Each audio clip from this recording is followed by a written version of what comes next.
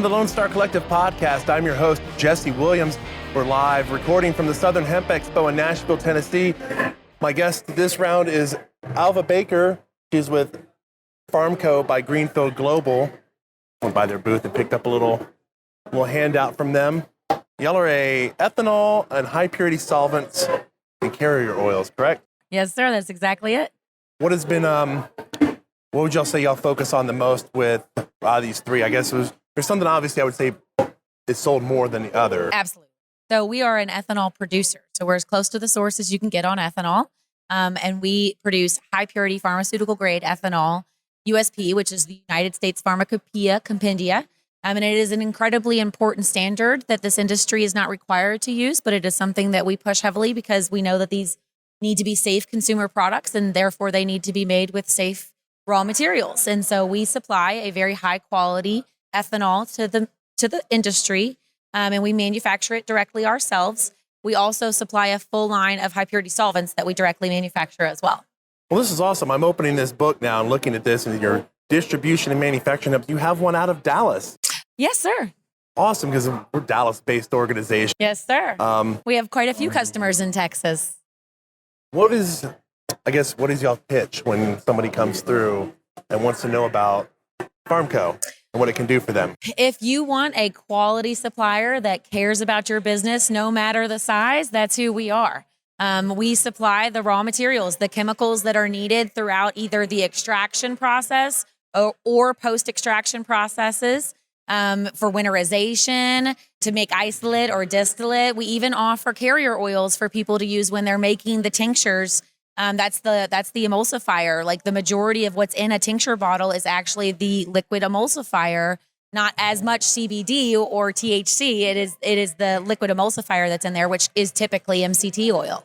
Yeah, I noticed that in the book was talking about MCT oil, one of the pages I flipped to earlier, and y'all are doing it from coconut. Y'all got quite a bit of packaging options here. So I see it's all the way between 1 pint and a rail car. Yes, sir. Yes, sir. There is no customer too big or too small for us. That's one of the things that makes us quite special. There is not there's not another producer, an actual ethanol producer in the country that packages to this type of scale from pints all the way to rail cars and sells them directly to the end user. That is only Greenfield Global. I see this, and I'm not gonna lie. If you ever watch Breaking Bad, yeah, to put a solvent in. Yes, sir.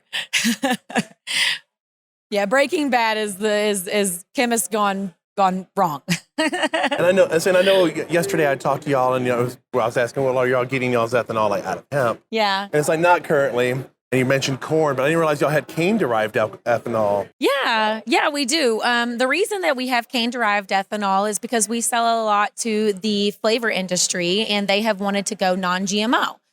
So the cane-derived ethanol is imported from Brazil. We are the largest importer in the country, and it is non-GMO certified. So most of the flavor industry has switched over to this ethanol because of that factor. And so that we are definitely a supplier to the flavor industry. And it'll be interesting when this industry switches over to that as well.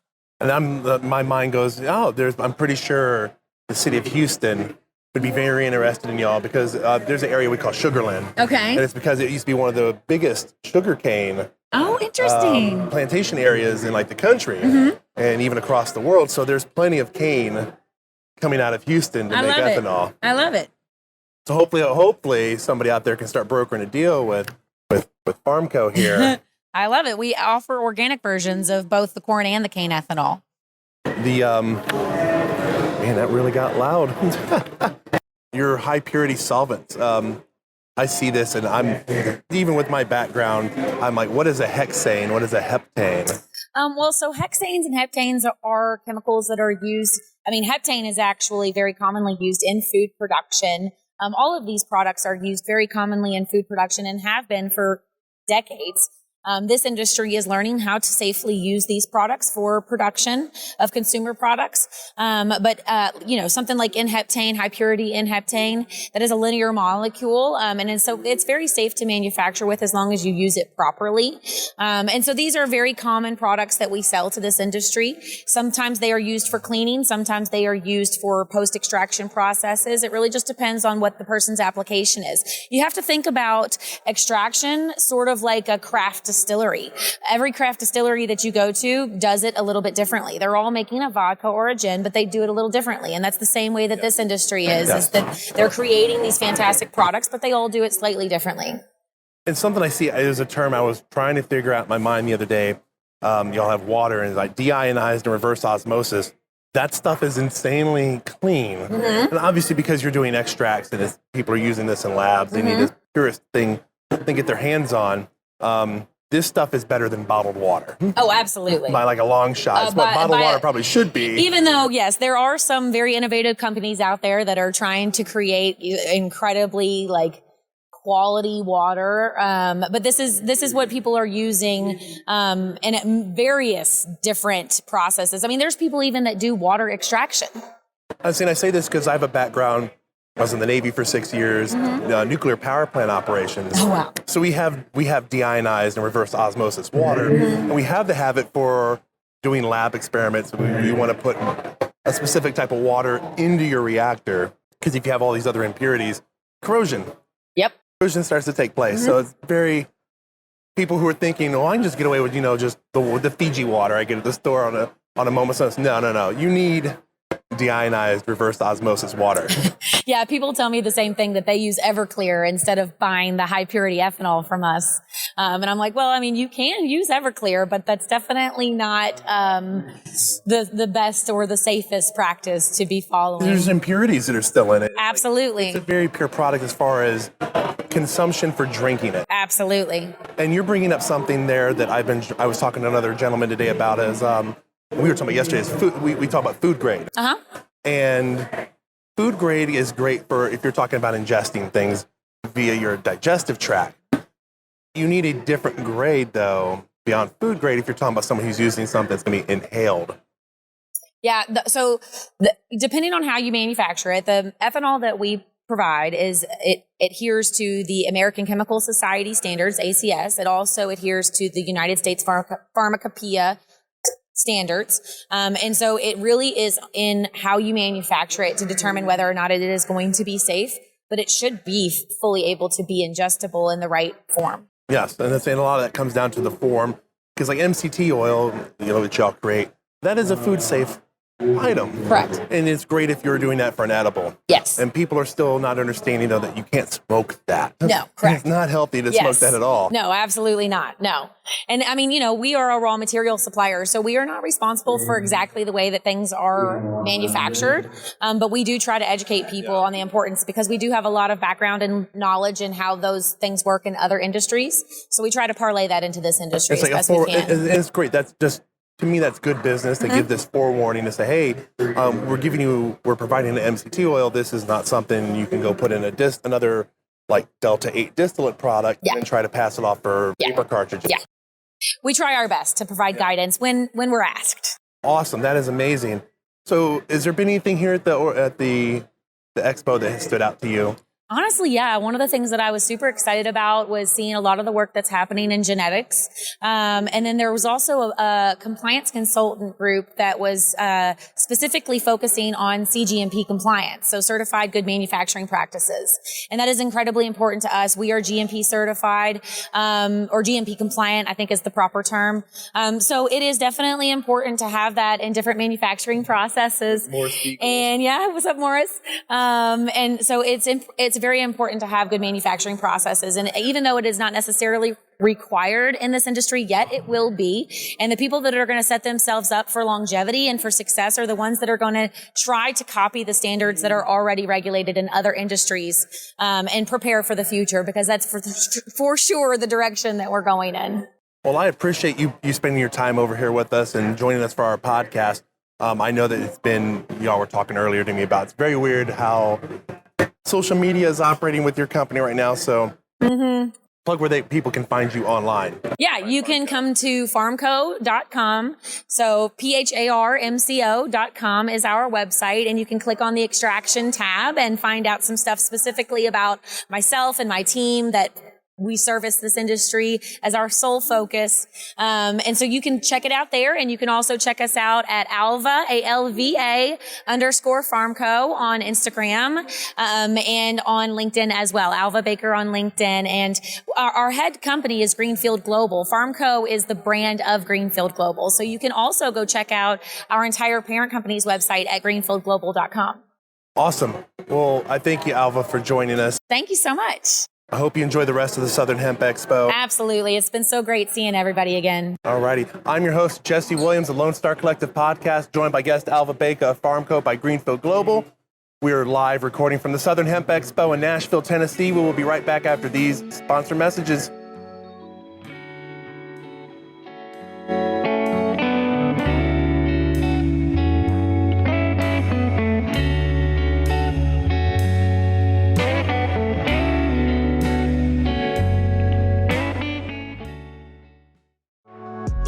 Cultivators is a sponsor of Texas Cannabis Collective and the Lonestar Collective Podcast. Oak Cliff focuses on quality assurance with their hemp products while providing customer service to help you discover cannabinoids to meet your needs. Their product line includes hemp flower, pre-rolls, CBG tinctures, edibles, Delta 8, and merch.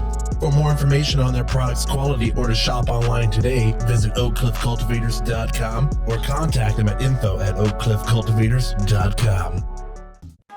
Thrive Apothecary offers an experience truly unique from anything else in Texas. A full-service cannabis solution that is doctor-owned and offers customers every level of cannabis legally available in Texas. From traditional CBD products to emerging hemp-derived THC edibles, smokables, and now medical cannabis.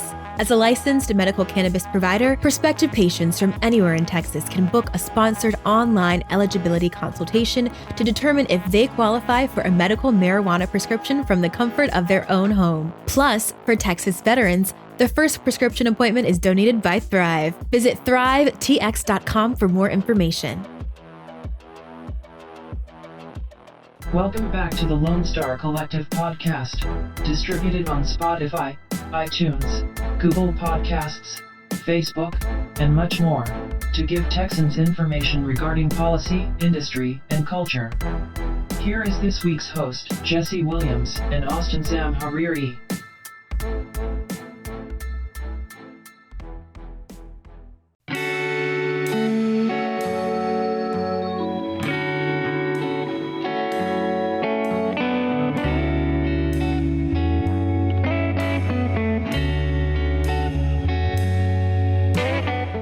Welcome to the Lonestar Collective Podcast. I'm your host, Jesse Williams.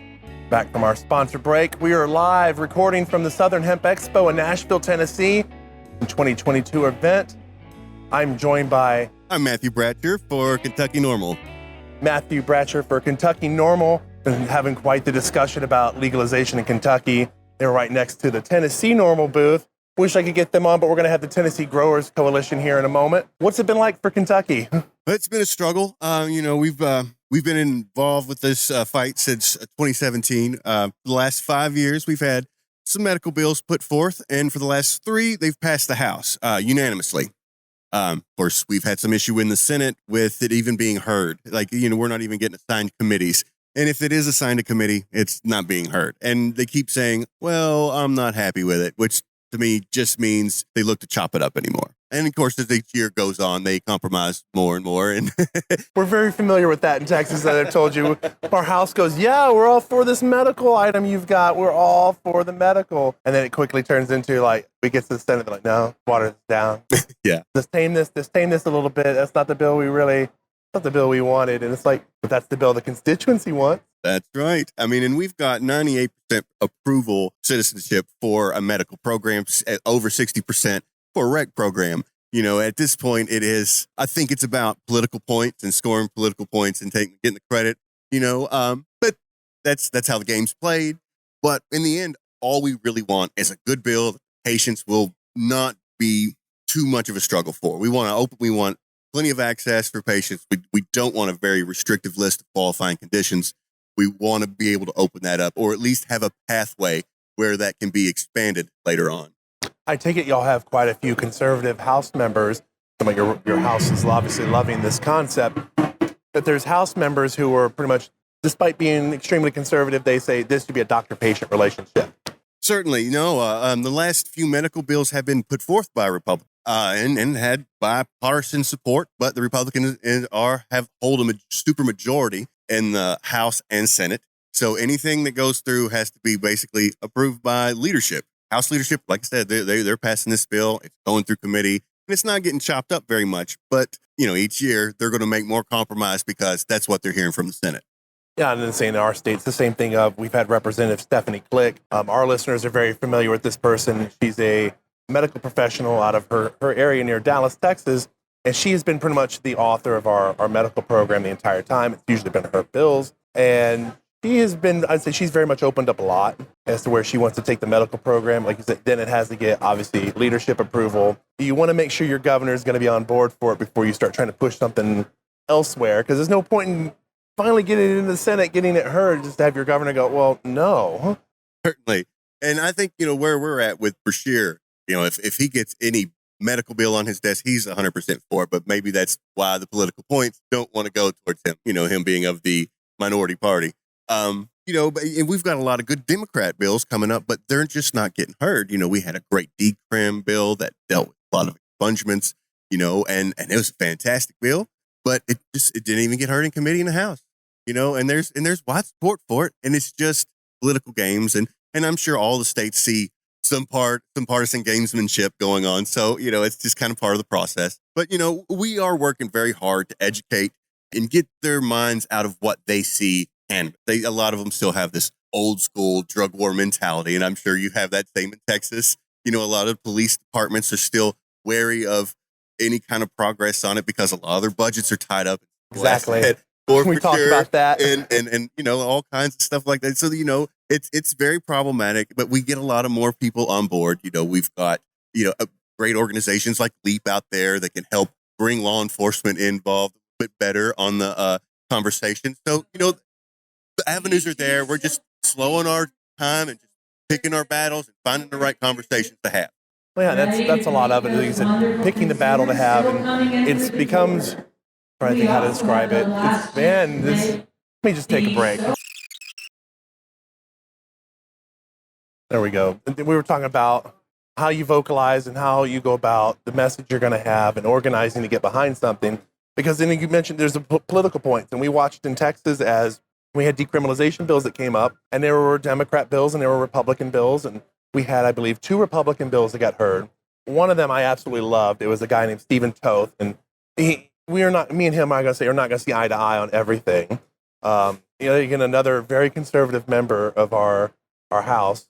Because the one I was thinking of earlier is Representative James White, who ran for Ag Commissioner in our state, and he was doctor-patient relationship. That was his view on it. He put forward a decriminalization bill as well to decriminalize concentrate, so I'm there to testify for that. I go for Steve Toth's bill because I looked at it, I was like, well, to me, I was like, y'all seem like it's too much in the House, but I want to back this bill because I know it'll get over to the Senate. A Republican wrote it, and it has probably a better likelihood that the Republican lieutenant governor may give it a spot. And they're like, well, it's going to get watered down. I'm like, watered down to what? The other bill that we were trying to get across might not make it because a Democrat wrote it.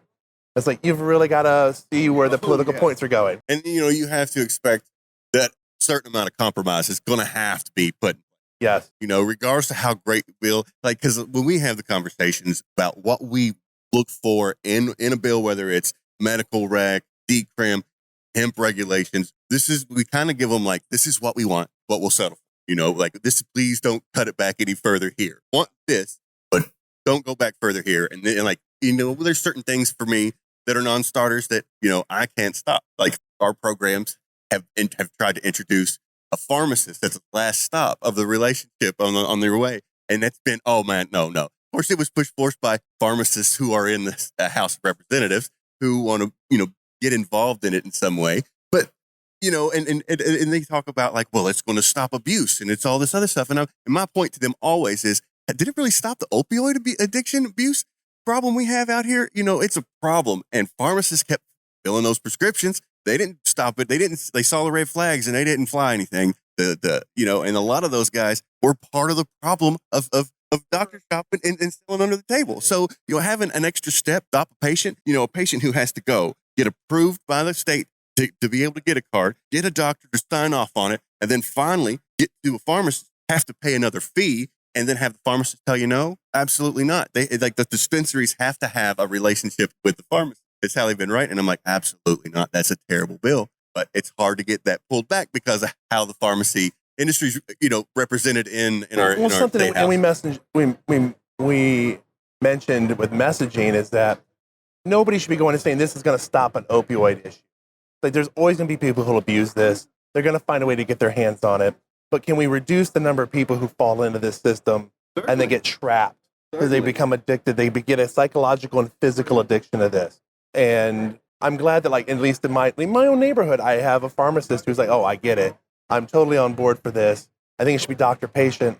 I'm personally the type that if we ever had it on this level where it was a pharmacy thing, I would say, you know what? The doctor knows what he's doing with this. They've obviously gone and researched it. And I get it. There's also the flip side where you have doctors who do things off-label, which isn't always bad. But then there's times where it's like, that really doesn't seem like that's good for that. Yes, no, certainly. The pharmacist who went through all these chemical classes, these pharmacology classes, and understands their structures versus, as what I'm telling me, the doctor who maybe took one semester of this, one class. Certainly. When you go and get a prescription filled, a lot of times it's just you're having the tech fill it, and then and the pharmacist like, any questions? No, all right. And all they are pretty much glorified data entry clerks. So, like, yeah, it's not serving its purpose anymore. I'm not hating on the industry. I'm not hating on the profession because I know a lot of people that do it. But they also understand where that line is and where they don't need to be involved. A lot of pharmacists are in our state are against the bill because they don't understand the doctor-patient should be as it is. And part of, as James White put it, I had an interview with him. If I remember correctly, the terms he put in was, how do you tell a mother who brings in her child that's got this ailment going on and there's doctors going, hey, we've seen enough research to know this takes care of it. This addresses this issue. How do you sit there and tell this mother, oh, I'm sorry, I can't push that forward. I can't help you. I can't help your kid. It's just there's too many people out there who, because they don't know any better or they don't know much about it, can you tell that mother no? Yeah. No, I mean, it's hard and it's tough. And it's, when you're dealing with patients, when you're dealing with healthcare, when you're dealing with people who are trying to get better, it's very emotional, and it's something that I've really took to heart. When I first started, I got very tied in with everybody, and I gave myself too much of myself a lot of times. We've lost a lot of friends in just a few years that I've been doing this. And but I still go and fight for them. I know because they would still be there if they were here today. And these people they hear no all the time. And they're not giving up. And so I can't give up for them either. I say my son's got autism. Initially was like, I'm focused more on him being able to have access. Our last session, they put autism in the list. And I was like, people are like, well, you're done. I'm like, no, I'm continuing this. Like, it's not just autism. It's like, I've got RA and I've got other mental stuff going on and other physical ailments. I've got to fight for me too. Like this is something I was like, I need to fight for me. And I realize there's other people as well that they're in these positions with their families where it's like, yeah, their kid got prescribed this and they're on the list, but Family Protective Services can still come in. Absolutely. It's like, we've got to fight to fix that problem. Finally fix that. In Texas, you cannot remove a child out of the home because they're in our compassionate use program. And you cannot take in a child out of the home just based off the fact alone that the parents are using. Yeah. You must prove that they're actually trying to they're actively harming the child with it.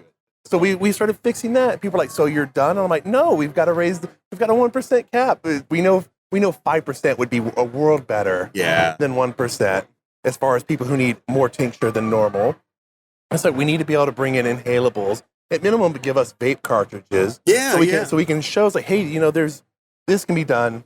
It can be done without the adverse health effects you think would be coming from smoking flower. It's not the danger you think it is. Right.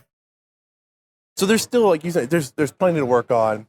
And the fight will never end. And in so many states who have ended up qualifying condition bills where they have to continue to fight every year, bring this back. I mean, our last bill had 4 qualifying conditions. I understand that. I mean, we know that some struggle. of them are pretty wide range, like chronic pain. That's pretty open-ended. that's pretty good. And then some of the other ones were the ones that you expect, seizures and things like that, But, 4's a pretty low number. And a lot of even our physicians were like, we need a wider range of conditions. So, and the fight will never end, in Kentucky. I know we're still just trying to get a little bit of decrim. We've worked on, in Louisville a few years back, we got a decrim ordinance there at the municipal level. It's our largest city. The county attorney came out. I'm not prosecuting anymore. Police was like, we're not arresting anymore. We went through the city council, got an ordinance passed. We've tried others. Yeah, and it's good work. And it starts an avalanche effect. But we've had a lot of smaller communities not want to pick it up so much, or they want to work with another city and kind of do it at the same time. And there's always... They want to test the water out. There's always something else, right? But, we've got Illinois just opened up, the last year or two into a full rec. And so, we've got border towns that are like, we've got to address this because one, we shouldn't be arresting folks who are just going over there for personal use. And two, it's not good look, and we want to be, and they're more, progressive on that kind of laws. And in particular, has been, perceptive to thinking about doing an ordinance, start getting people on the ground, kind of be more hands-on with it, and we kind of run on a shoestring team a lot of the times, or, a lot of our supporters are Cannabis Collective is familiar with that as well. So a lot of our supporters, they're disabled or they're on disability or they're very limited income and they can't show up to all the things. They can't give money. So we've got to do what we can with what we have. And so, we try our best and we try to recruit as best we can. And it's been doing pretty good. We've got a couple of small to mid-sized towns that are very seriously thinking about doing it. These towns have already kind of gone all in on hemp. So they know what's up, so it's slow. And the more cities you get, the more representatives are going to be like, really? Okay, we got to go. We got to do this. Well, I thank you for joining us. Thanks so much for having me. Here at the Lonestar Collective podcast. This is Matthew Bratcher. He's with Kentucky NORML. Is there anything you want to plug? Website where people can find information out about Kentucky NORML? Information for Kentucky NORML is www.kynorml.org. Awesome. KYNORML. That's how you spell normal. Name.org. We appreciate you coming and spending the time over with us. Thanks so much. Having a great day. I'm Jesse Williams. I'm the host of the Lonestar Collective podcast. We're recording live from the Southern Hemp Expo here in Nashville, Tennessee.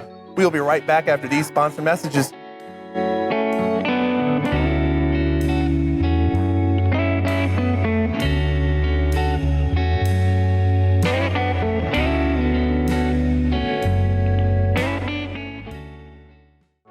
Oak Cliff Cultivators is a sponsor of Texas Cannabis Collective and the Lonestar Collective podcast. Oak Cliff focuses on quality assurance with their hemp products while providing customer service to help you discover cannabinoids to meet your needs. Their product line includes hemp flower, pre-rolls, CBG tinctures, edibles, Delta-8, and merge. For more information on their products' quality or to shop online today, visit oakcliffcultivators.com or contact them at info@oakcliffcultivators.com. Thrive Apothecary offers an experience truly unique from anything else in Texas. A full-service cannabis solution that is doctor-owned and offers customers every level of cannabis legally available in Texas. From traditional CBD products to emerging hemp-derived THC edibles, smokables, and now medical cannabis. As a licensed medical cannabis provider, prospective patients from anywhere in Texas can book a sponsored online eligibility consultation to determine if they qualify for a medical marijuana prescription from the comfort of their own home. Plus, for Texas veterans, the first prescription appointment is donated by Thrive. Visit thrivetx.com for more information. Welcome back to the Lonestar Collective podcast, distributed on Spotify, iTunes, Google Podcasts, Facebook, and much more, to give Texans information regarding policy, industry, and culture. Here is this week's host, Jesse Williams and Austin Sam Hariri.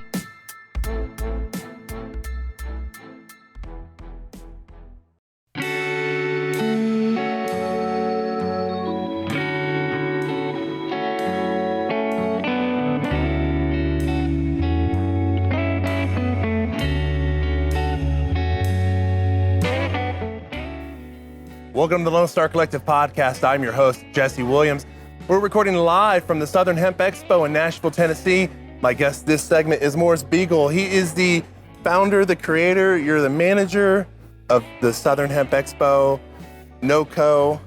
How many other expos you got? I know you've got several. Well, it's those two right now primarily, but we've done Winter Hemp Summit, which was something that we did in Colorado to kind of kick off each year. So we did that in 2018, 2019, 2020. The Hawaii Hemp Conference, which we did 3 times.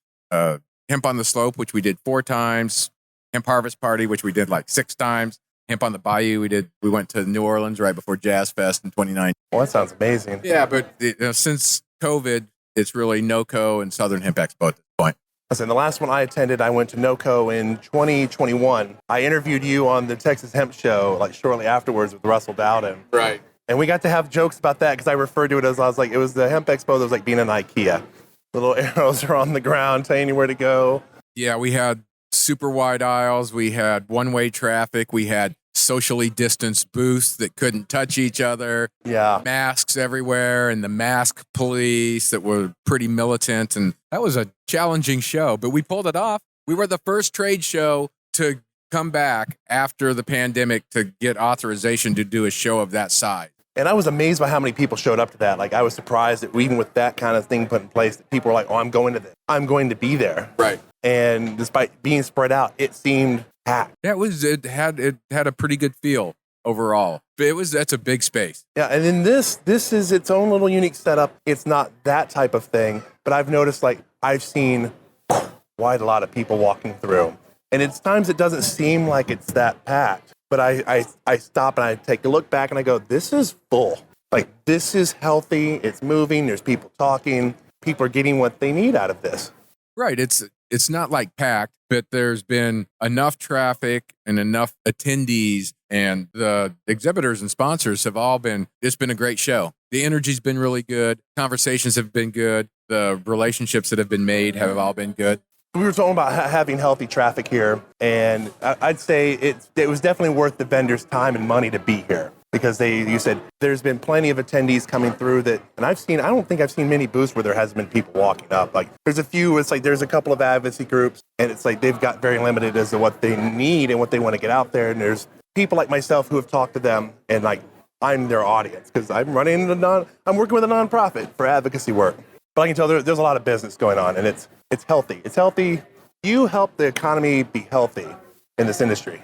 Well, I'm trying to, and that's the whole point of doing trade shows, conventions, conferences like this, is to get the industry together, to get people to do business together, to get people to start having discussions and talking about the issues that the industry faces and what can we do collectively and collaboratively to address these issues, and to have the industry be able to create commerce and to create impact across the country like we know that it can do. So y'all's next major event's going to be NoCo, correct? Correct, at the end of March. End of March. That takes place in Denver, Colorado. Well, we're moving it. Oh, you're moving it? We're moving to the Broadmoor in Colorado Springs. That is correct. I remember I saw the Broadmoor. Colorado Springs is about 45 minutes south, correct? It's about an hour. There's also an airport at the Broadmoor, or in Colorado Springs, but the Broadmoor is the longest running 5-star resort in the world. It was built in 1918, 5,000 acres, a great hotel accommodations. They got a brand new convention center with meeting space. It's spectacular. So we're really excited to move there. Awesome. Where can people find out more information about NoCo? NoCoHempExpo.com. Awesome. This is Morris Beegle with NoCo and Southern Hemp Expo. He's the founder and creator of all this. We appreciate you coming, giving us some time to talk. We want to be able to promote more of these events in the future. I'm your host, Jesse Williams, the Lonestar Collective. We've been recording live from the Southern Hemp Expo in Nashville, Tennessee.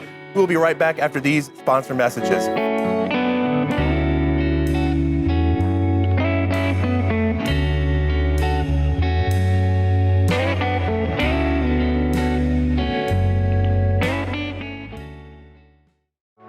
Oak Cliff Cultivators is a sponsor of Texas Cannabis Collective and the Lonestar Collective podcast. Oak Cliff focuses on quality assurance with their hemp products while providing customer service to help you discover cannabinoids to meet your needs. Their product line includes hemp flower, pre-rolls, CBG tinctures, edibles, Delta 8, and merch. For more information on their products' quality or to shop online today, visit oakcliffcultivators.com or contact them at info@oakcliffcultivators.com. Thrive Apothecary offers an experience truly unique from anything else in Texas. A full-service cannabis solution that is doctor-owned and offers customers every level of cannabis legally available in Texas. From traditional CBD products to emerging hemp-derived THC edibles, smokables, and now medical cannabis. As a licensed medical cannabis provider, prospective patients from anywhere in Texas can book a sponsored online eligibility consultation to determine if they qualify for a medical marijuana prescription from the comfort of their own home. Plus, for Texas veterans, the first prescription appointment is donated by Thrive. Visit thrivetx.com for more information. Welcome back to the Lonestar Collective podcast, distributed on Spotify, iTunes, Google Podcasts, Facebook, and much more, to give Texans information regarding policy, industry, and culture. Here is this week's host, Jesse Williams and Austin Sam Hariri.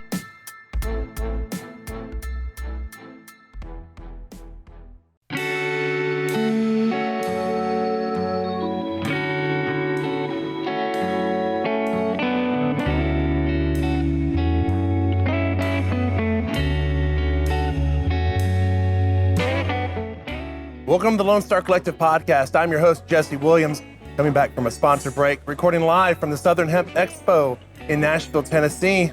I've got a member of the Texas Growers Coalition here. Tennessee Growers Coalition. Tennessee. Right, we're in Nashville. And we're in Nashville. Man. Southern Hemp Expo. I've had too many edibles. Let's just blame it on that. Oh, yeah. Well, haven't we all? Joe, you're part of the Tennessee Growers Coalition. Right. We are a 527 state PAC, Political Action Committee. So we lobby the state government here in Tennessee, and we try to influence elections with contributions to candidates that are favorable to cannabis all around hemp and legalization of adult use and medical use cannabis as well. Also, not just hemp growers. I have been the chief lobbyist for the hemp industry in Tennessee since 2015, I guess. So I came in after the Farm Bill, the original Farm Bill had passed, but then everything since then I've sort of been involved with. In 2016, we passed a bill here where universities could do research on cannabis up to 0.6% delta-9 THC. That didn't really come up much, but then we got some momentum from that. And in 2017, we passed a bill we call it the Hemp Consumer Use Act. Now we didn't have it. We didn't really have it named then, but we've named it since then, because what the Department of Agriculture in Tennessee came to us and they said, it's Jesse, right? Jesse, they said, it's clear that it's legal to grow hemp in Tennessee, but it's not clear that it's legal for the farmer to sell it to anybody, and it's not clear that it's legal for the consumer to actually possess that product. Insane amount of confusion for the product. Well, so that's why we ran that bill. We had Republican support to run that bill, and we ran it. And in 2018, the subsequent year, then there was a thing called Operation Candy Crush, where Rutherford County Sheriff's Department, the DA, and 2 municipal police departments over there. Murfreesboro is about 30 miles southeast of here, so it's in the Nashville metropolitan area. So in Rutherford County, so they went in and raided 30 stores just for selling CBD. Now, we're here in a convention center in Nashville, Tennessee, that's loaded with Delta-8 products, Delta-9 by volume products, THCO, THCV, THCP, HHC. It's all there. It's all there for people to either buy and resell, or to consume samples or whatever, like we're doing today. So anyway, just for CBD, they went in and raided 30 stores, and 28 of them were minority-owned stores. And so they go in and they seize all the product. They take cash.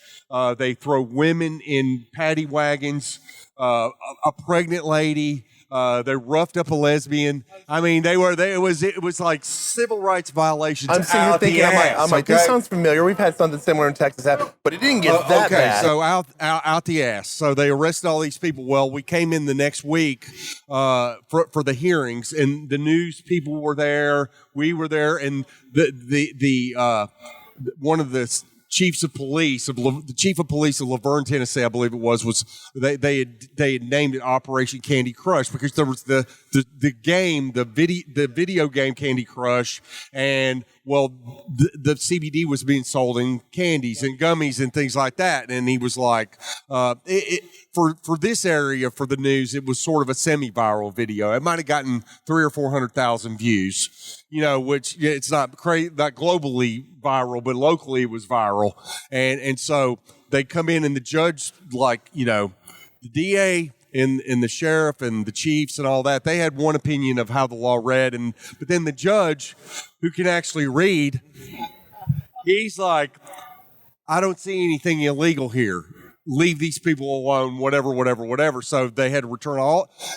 It's the first time we ever know of where forfeiture money was actually returned, given back. All the product was given back, and then the lawsuits started to ensue. There were damage suits that came 1984 in. suits, as they call them. Yeah, so there were damage suits, but then the government was also appealing the ruling at the same time. Well, our law that we passed, it was then I was we were the Tennessee Hemp Industries Association. Now we're the Tennessee Growers Coalition. But then that bill that we ran with Jay Reedy was the House sponsor of and Frank Nicely, Senator Frank Nicely, was the Senate sponsor of that bill. That bill was upheld by the Sixth Circuit Court of Appeals and remanded back to the lower court, and they were forced to pay millions of dollars of damages because of the work we did here. In 2018, we became the first state to allow the feeding of hemp to livestock. Now, you can't sell in the commercial food like in the grocery stores, that produce, or like eggs or beef or whatever that's hemp fed. But in farm to table and farm to consumer markets, you can sell hemp fed produce in Tennessee. Do that here last year in our legislative session was allow livestock feed to be made from hemp materials.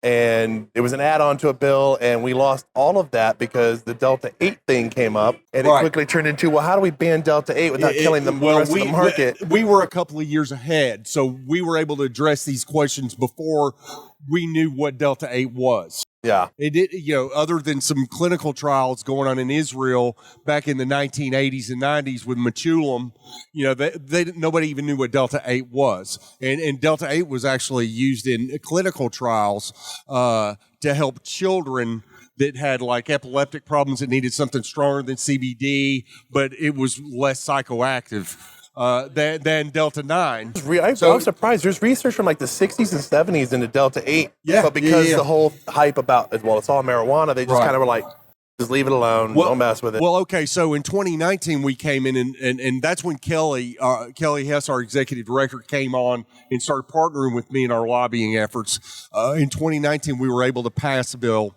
that explicitly defined smokable hemp. And we became the first state of 50 to actually codify the legality of smoking hemp. And so the way we did that is we called it the Hemp Child Smoking Prevention Act, because what we did is we said that you have to be 21 in order to smoke this legal product.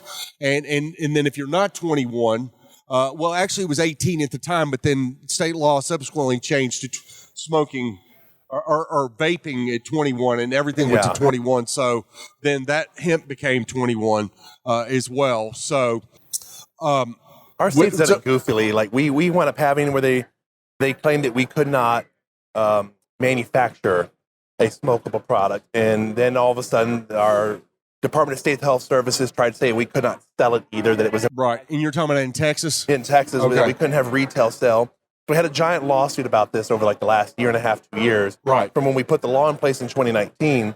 And our Supreme Court went, they're not wanting to acknowledge the retail ban anymore. They've dropped that on their own. So you can still sell it, but the legislature is still allowed to do so. They're allowed to ban the manufacture. Yeah, they can't. Because they said it's not a tradition we have. The way that the Farm Bill is written, you can do anything up to the federal limit, but the state can decide whether to not have it at all. But here this year, we had a bill to regulate and tax Delta 8 and all the other. We basically created a cannabinoid schedule. where it listed all the novel cannabinoids and said you had to be 21 to consume them. We put a milligram cap of 25 milligrams per dose. All right. Well, and we added a wholesale excise tax to it, which would be similar to what tobacco pays. Exactly. It would be exactly like tobacco. It was patterned after the tobacco tax that we have here in Tennessee. So that bill got killed. And then they ran a bill law enforcement ran a bill to ban it, and it got killed. And then the sponsor of the ban bill actually sort of flipped because of about 1,000 calls that we had come in from his district to keep it. So he ended up basically modifying our bill and running it again. And then it was killed. So we basically had a third that were for regulation and tax. We had a third that were for laissez-faire, nothing, no regulation, and we had a third for the ban. So nobody could agree. So we're still legal. Everything's still 100% copacetic, but we don't really have any legislation in place to regulate the hemp-derived novel cannabinoid industry. So that's what we're working on it again this year. So that's sort of one of our main goals is to lock in Delta 8 and make it permanent. And then, obviously, unless federal action makes it illegal or it consumes it into it puts it in the medical marijuana side, which we don't want that. But again, we can't control what the feds do, and that's the CAOA, the federal bill that came out last week. That was, a lot of it was good. The criminal justice reform that was contained in it, that was all good. The decriminalization of amounts up to like 10 ounces of flour was good. The expungement of sentences that didn't involve a felony or a firearm or something like that. If it was just simple possession, those would all be expunged. So those were a lot of good things about it. And then there was money. The tax was way too high. I mean, they ramped up to a 25%. That's insane. Wholesale tax at the federal level. So, we're already we're talking about 10% here in Tennessee. So what it would do is it would just price the black market right back in. The whole purpose of having legal cannabis is so we can extinguish the black market. We have a product that's actually safe for people to consume because they're going to consume it regardless. And that's been our argument here in Tennessee. We still don't have any recreational or medical marijuana. And so the argument is the perpetuation of the black market now, the way that things can be adulterated with heroin.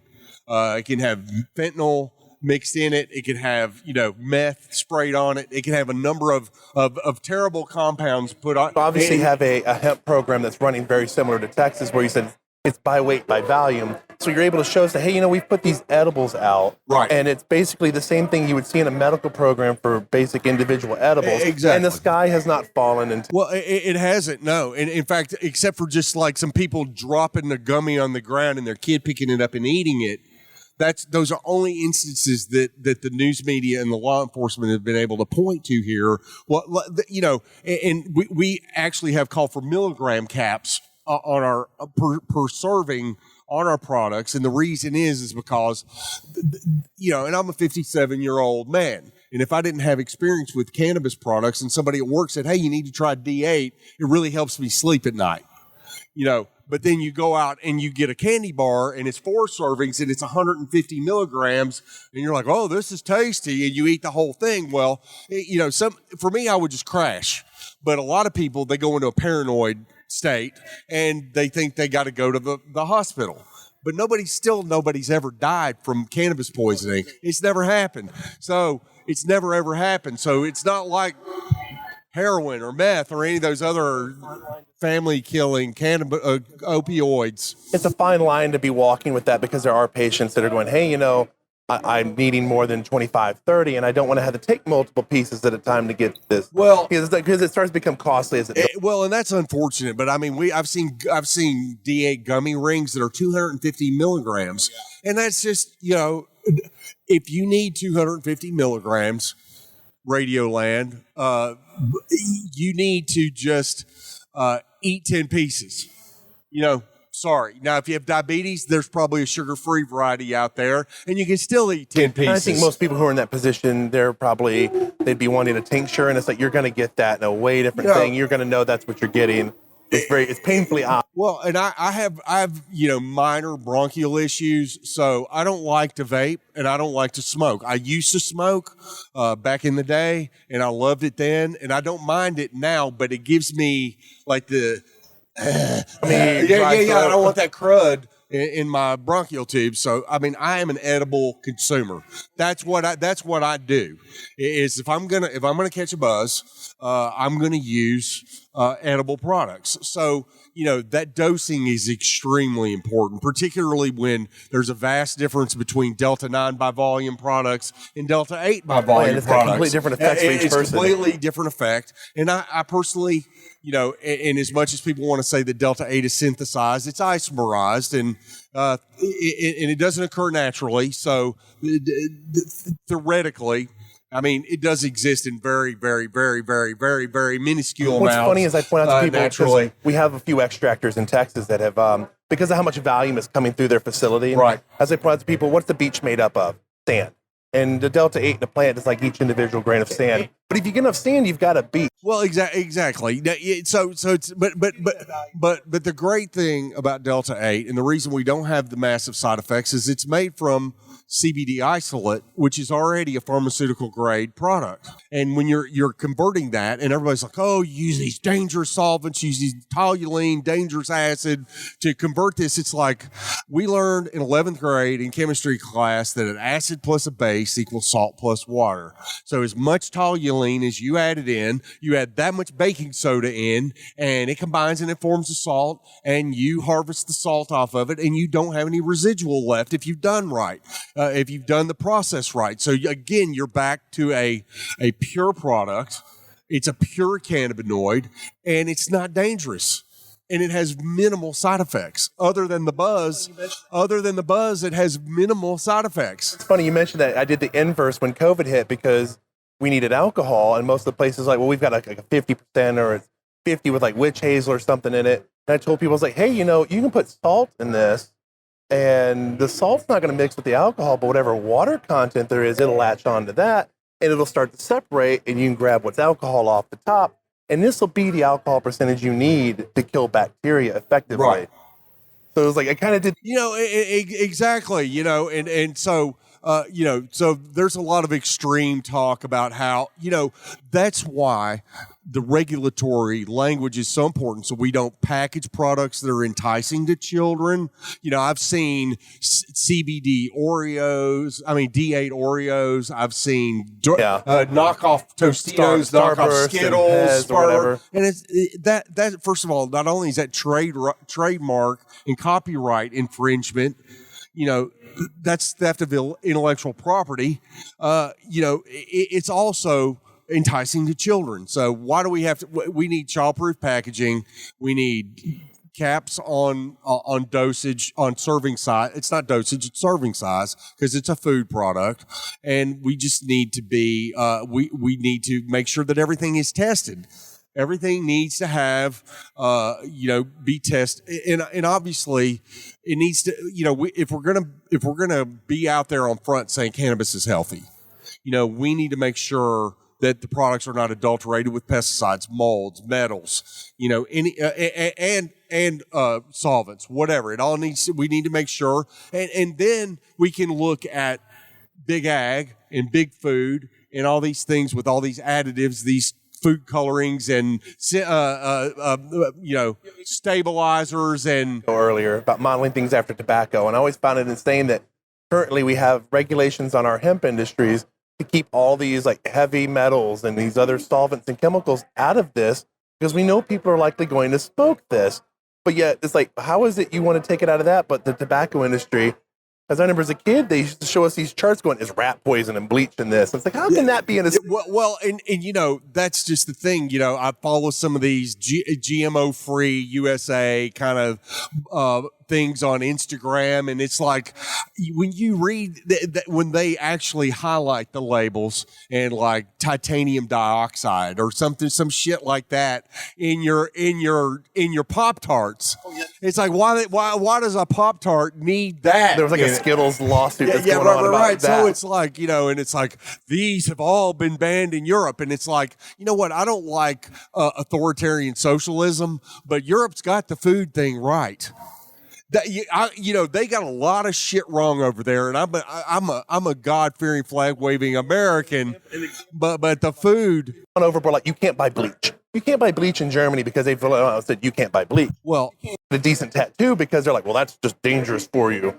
Right. Now that's the nanny state, but their agricultural practices are much cleaner than ours are. And I tell you, I go to Mexico, and the food in Mexico is so much better. It's so much fresher. It's so much cleaner than it. I mean, obviously you can buy processed food in Mexico too, but I'm just saying, what you eat in a restaurant is a complete in what you buy in what you. Well, and that's just what I'm saying. So, but the fresh produce and, the regenerative practices that they're practicing down there are huge. And hemp has an opportunity. But the problem is we want a cost-effective product. We want a competitive product, but we also want to integrate all these clean practices. So there has to be a balance in there. We have to be sensible, and we don't want to overregulate, but at the same time, products particularly that have a psychotropic effect need to be regulated. So we're going to be wrapping up this segment. We're actually going to be wrapping up recording for the Southern Hemp Expo. Plug the coalition's website. It's tngrowerscoalition.com.